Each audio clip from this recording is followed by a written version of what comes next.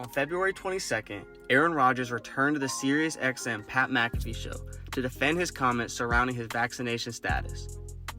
At the beginning of the season, Rodgers told the press and league officials that he was immunized. Rodgers later admitted that he was using alternative forms of medicine suggested by Joe Rogan due to his hesitancy to take the COVID-19 vaccine, which Rodgers said stemmed from an allergy he has to one of the vaccine's ingredients. Rodgers tested positive for COVID-19 and was fined, along with the Green Bay Packers, for breaking the NFL's COVID-19 protocols.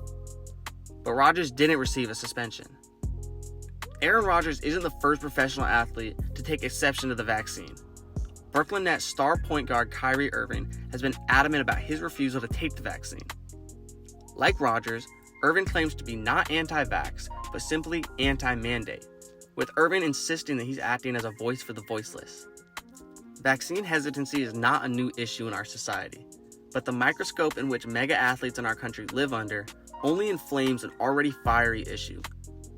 Neither the NFL nor the NBA have established COVID-19 mandates, but they have established COVID-19 protocols, which are incentivizing teams to become fully vaccinated, as it is now a competitive advantage.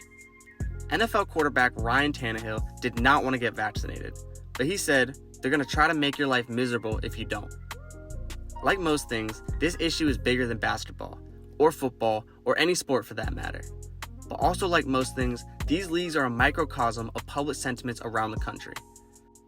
Will Norton, the professor of sport research at the University of Massachusetts Amherst, said that the divides that we face in our society are reflected by our sports teams and our athletes. The NBA's protocols this season included mandatory vaccinations for referees, coaches, media members, trainers, and virtually everyone who came into contact with the players. But Adam Silver and the NBA refrained from requiring the players to get vaccinated. When asked about vaccinations among professional athletes, Norton said, "I don't think we're going to see league vaccine mandates because it's a very controversial issue within the Players Association. The players within the Players Association can't settle on a uniform policy." Meanwhile, the Nets point guard Kyrie Irving is still serving a 4-year term as vice president of the NBPA and remains an influential figure in modern society. Irving is not foreign to controversy, having dealt with the fallout of his flat earth fiasco, which he later admits was because he fell victim to a YouTube rabbit hole, according to the Washington Post. In the end, Kyrie was able to ride out the vaccine mandate, only participating in away games this season, barring those in New York and California.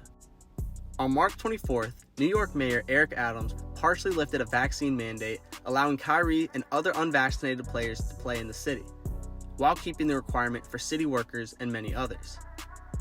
Kyrie averaged 26.7 points a game at home this season in his only 6 games at the Barclays Center, and he was virtually the same superstar scorer on the road, but he only played 29 out of 82 total games this season.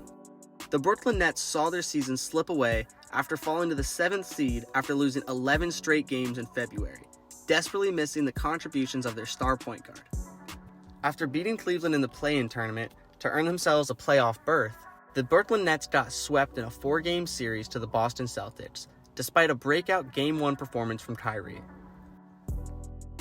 This season, chief of the National Basketball Players Association told the New York Post, "I'm not going to comment on Kyrie, but I will say you guys need to stop focusing on that 20-plus players who are not vaccinated. Our numbers are 95 to 96% vaccinated, and that well beats the national average. What you need to do is ask what we can do to get the rest of the country to do what our players have done."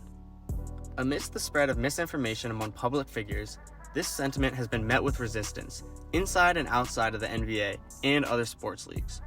The NFL and the NBA are comprised of majority black athletes, with research showing that black communities are much less willing than white communities to receive the vaccine.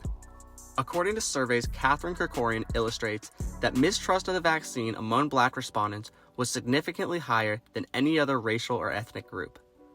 Kerkorian goes on to explain that many black people reported that they would feel more comfortable taking the vaccine if they saw black medical professionals endorsing it.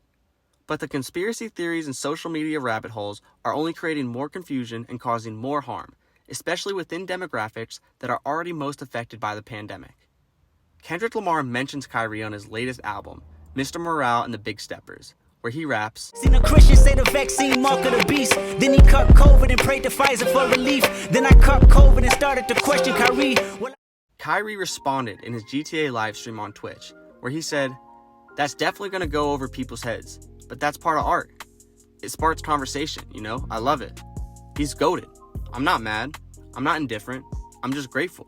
That joint's tough." Kyrie also said in his live stream, "Y'all letting these cockroaches round up these clips and get more likes and get more views. They clearly want the clickbait titles. They clearly want the things that make people talk about what's going on. You're not going to hear me speaking like this all the time because I'm usually staying in the quote-unquote media trained lane. You know what I mean? You get like a media trained response. Y'all are so used to people being so politically correct all the time, and I've broken out of that mold.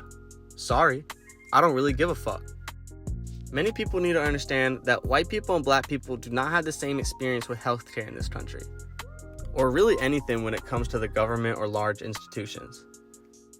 We need to be aware of the historic mistreatment of black and brown people in this country, and the mistrust that then creates.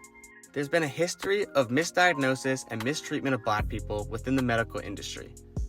The healthcare industry is not exempt from the poisons of racism, with the Tuskegee experiments being a prime historical example of the medical mistreatment of black people in this country.